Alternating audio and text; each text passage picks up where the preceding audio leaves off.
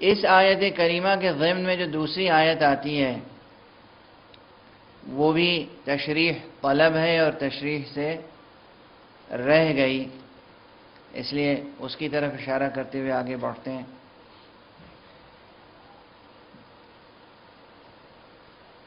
جس انداز سے سورہ مبارکہ عنکبوت میں یہ کہا گیا ہے کہ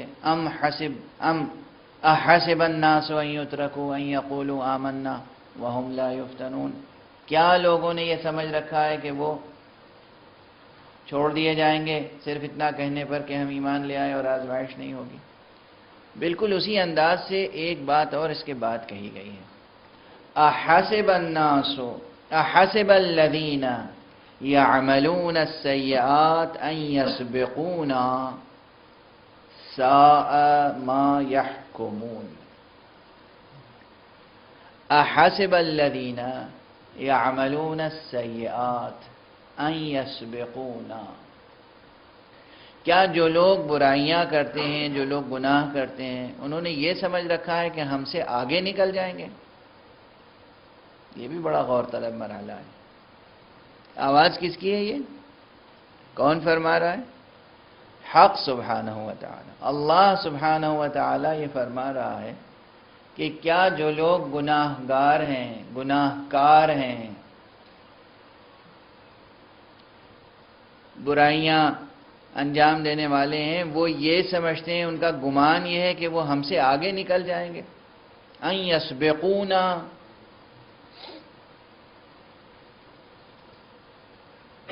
ساء ما یحکمون، یہ جو فیصلہ کرتے ہیں کیسا برا فیصلہ کرتے ہیں، کیسا برا فیصلہ کیے بیٹھے ہیں۔ ان دونوں مضامین میں ربط ہے، آزمائش اور امتحان کے مضمون میں اور اس آیت کے مضمون میں ایک خاص ربط ہے۔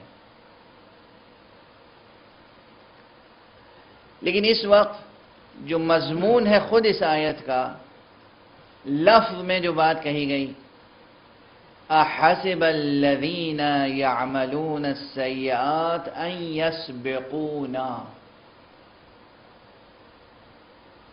یسبقونا، سبق یسبقو، سبق یعنی آگے بڑھ گیا، آگے نکل گیا۔ اب یہ گویا ایک معقول حقیقت کو محسوس مثال سے سمجھا رہا ہے قرآن مجید۔ بات اللہ سبحانہ و تعالیٰ کی ہے، لیکن آپ تصور کریں کہ جیسے آگے آگے کوئی چلا جا رہا ہے، دوڑا جا رہا ہے، بھاگا جا رہا ہے، اور وہ چاہتا ہے آپ کی گرفت سے بچ جائے، اور پیچھے پیچھے آپ دوڑ رہے ہیں اس کو پکڑنے کے لیے۔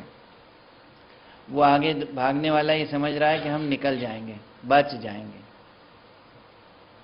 یہ ایک تشبیہ ہے جو چھپی ہوئی ہے اس لفظ میں۔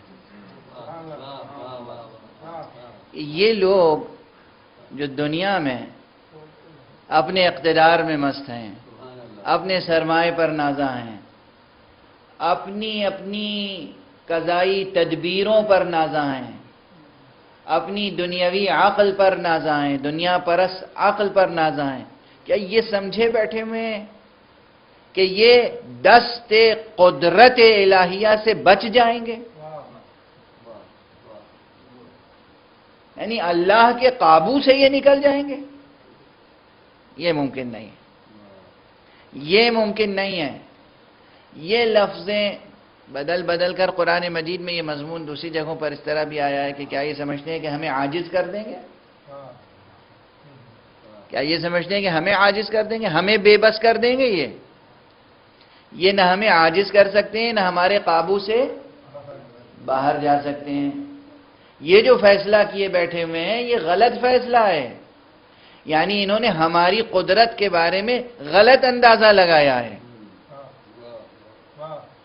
قدرت الہیہ کو سبک جانا ہے، محدود سمجھا ہے۔ دوسرے رخ سے قرآن مجید نے یہ بالکل ابتدائی مرحلہ ہے اس بحث کا، اور بالکل انتہائی مرحلہ وہ ہے جہاں قرآن مجید نے کہا ہے کہ وما قدر اللہ حق قدرہ، انہوں نے اللہ کی قدر نہیں کی جیسی قدر کرنی چاہیے تھی۔ یہ سرا ادھر کا ہے، وہ سرا ادھر کا۔ یہ بحث کہاں سے کہاں تک یہ بحث دراز ہے۔ ایک طرف یہ ہے کہ یہ جو بدکار ہیں، یہ جو بدعمال ہیں، یہ جو برے کام کرنے والے ہیں، یہ کیا سمجھتے ہیں؟ سمجھتے ہیں ہمارے قابو سے نکل جائیں گے، ہماری گرفت سے نکل جائیں گے، ہم سے آگے نکل جائیں گے، یا ہمیں عاجز کر دیں گے؟ ہرگز نہیں۔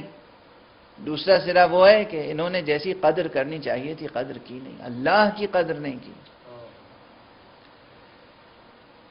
یہ ایک بہت بڑی بحث ہے۔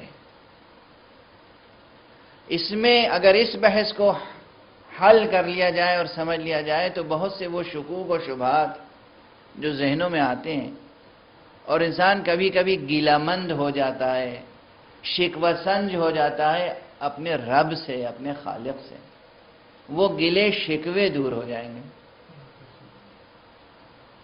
خالق سے بندے گلہ مند ہوتے ہیں اور ہونے کا حق ہے۔ اگر رشتہ محبت کا درمیان میں ہے تو گلے تو پیدا ہوں گے۔ اگر محبت کا رشتہ درمیان میں ہے وہ رہنا چاہیے۔ بندو اس ناز بندگی کو پیدا کرو کہ رب سے روٹھنا بھی سیکھو، رب سے ضد کرنا سیکھو، وہ ناز بندگی پیدا کرو۔ یہ ناز بندگی وہیں پیدا ہوتا ہے کہ جہاں آزاد مردوں کی زندگی ہوتی ہے۔ کل جو جملہ میں عرض کر رہا تھا، آزاد مردوں کی زندگی، احرار کی زندگی، مرد حر کی زندگی، جہاں لالچ سے عبادت نہیں ہوتی، جہاں خوف سے عبادت نہیں ہوتی، جہاں یہ ہوتا ہے کہ وہ مستحق ہے عبادت کا، اس لیے عبادت کر رہے ہیں، اس کے علاوہ کوئی نہیں ہے جس کے آگے ہم سر جھکائیں، وہی مستحق ہے کہ اس کے آگے سر جھکائیں، اس لیے سر جھکاتے ہیں۔ یہ اگر ذوق پیدا ہو جائے، محبت پیدا ہو جائے، تو جہاں محبت ہوگی وہاں گلے ہوں گے، گلے ہوں گے، قہری طور پر ہوں گے۔ سند میں پوری دعائے کمیل پڑھ لیجئے، دعائے کمیل، دعائے افتتاح میں، یہ دعائے افتتاح جو روزانہ آپ پڑھتے ہیں، یہ معصوم نے تعلیم فرمائی ہے دعا، اس میں بھی یہ مضمون موجود ہے، پروردگار میں بندہ ہو کر، حقیر بندہ ہو کر کبھی کبھی تجھ پہ قہر کرتا ہوں۔ یہ قہر کیا ہوتا ہے؟ یہ گلے ہوتے ہیں، یہ شکوے ہوتے ہیں۔ اگر یہ گلے شکوے دل میں پیدا ہوں تو فوراً اپنے ایمان پہ شک نہ کیجیے گا کہ کیا نعوذ باللہ میں ایمان مجھ سے رخصت ہو گیا۔ ہاں، یہ گلے شکوے اتنے نہ بڑھ جائیں کہ واقعاً آپ دائرہ ایمان سے نکل جائیں۔ مثلا گلے شکوے مومن کے دل میں عام طور پہ یہ پیدا ہوتے ہیں کہ پروردگار تو قادر مطلق ہے، پھر بھی ظالموں کی رسی دراز ہے۔ پروردگار محمد تیرے محبوب ہیں، تو نے کیسے برداشت کیا کہ تیرے محبوب پر ظلم ہو؟ ایک یہ بھی ہوتا ہے۔ پروردگار یہ تیرے اولیاء زندگی میں بھی مظلوم رہے اور اب ان کے مزارات پہ بھی ظلم ہو رہا ہے۔ پروردگار تو قادر مطلق ہے۔ معبود یہ کیا ہو رہا ہے، کیوں ہو رہا ہے؟ یہ گلے پیدا ہوتے ہیں، یہ شکوے پیدا ہوتے ہیں، یہاں شبہات پیدا ہوتے ہیں۔ انہی مرحلوں میں شیطان کو موقع مل جاتا ہے اچھی طرح مومن کو گمراہ کرنے کا۔ مثلا ابھی سید زینب سلام اللہ علیہا کے مزار مقدس پہ بے حرمتی کی کوششیں ہو رہی ہیں۔ اس سے پہلے حضرت حجر ابن عدی رضوان اللہ تعالی علیہ، حضرت حجر علیہ السلام، ان کے مزار سے بے ادبی کی گئی۔ یہ کیا ستم ہے کہ خود وہ نام نہاد جو یہ کہتے ہیں کہ ہم صحابہ کا احترام کرتے ہیں، وہ خود ایک صحابی رسول کی قبر سے بے حرمتی کرتے ہیں۔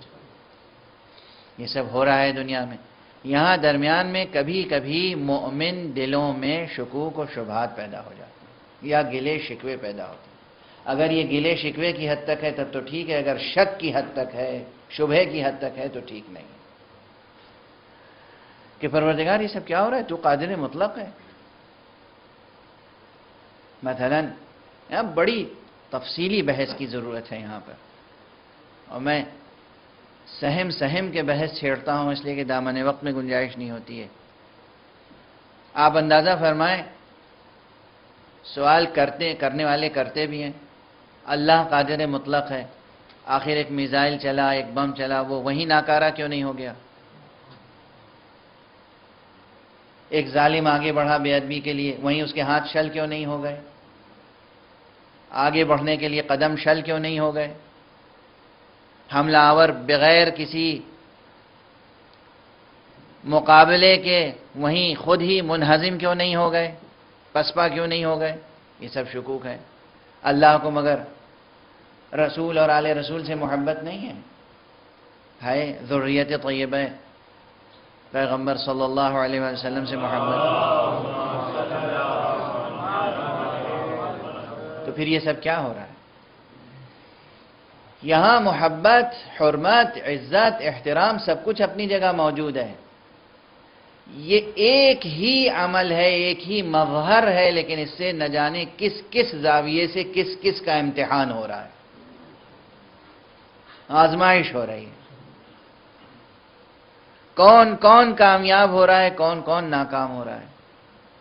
آپ کا جو دل دکھتا ہے، اس دل دکھنے کا بھی اجر و ثواب ہے۔ اگر کوئی زبان سے ظلم و ستم کے خلاف کچھ کہتا ہے، اس کا بھی اجر و ثواب ہے۔ کوئی کچھ کرنے کی قدرت و استطاعت رکھتا ہے، وہ کرتا ہے، اقدام کرتا ہے، جس حد تک کر پاتا ہے، اس کا اجر و ثواب ہے۔ ایک ہی تاریخی منظرنامے میں نہ جانے کن کی آزمائشیں ہوتی ہیں، کون سے کتنے چہرے پہچانے جاتے ہیں، اور ہر ایک پر حجت الہیہ ایک خاص انداز سے تمام ہوتی ہے۔ ایک عظیم حکمت ہے، ایک عظیم حکمت ہے۔ اس حکمت کو سمجھنے کے لیے فکری حوصلہ مندی درکار ہے اور عرفانی حوصلہ مندی درکار ہے۔ لیکن اس سب کے باوجود یہ اعلان اپنی جگہ ہے کہ جو بھی ستمگار ہیں، جو بھی ظالم ہیں، وہ پروردگار کے دست قدرت سے بچ نہیں سکتے۔ کیا نمرود بچ گیا، یا حامان بچ گیا، یا شداد بچ گیا، یا فرعون بچ گیا جو آج کے یہ فراعنہ بچ جائیں گے؟ ہرگز نہیں۔ ممکن نہیں ہے کہ یہ عذاب اخروی سے اور عذاب دنیاوی دونوں سے بچ جائیں، عذاب دنیاوی بھی اور عذاب اخروی بھی۔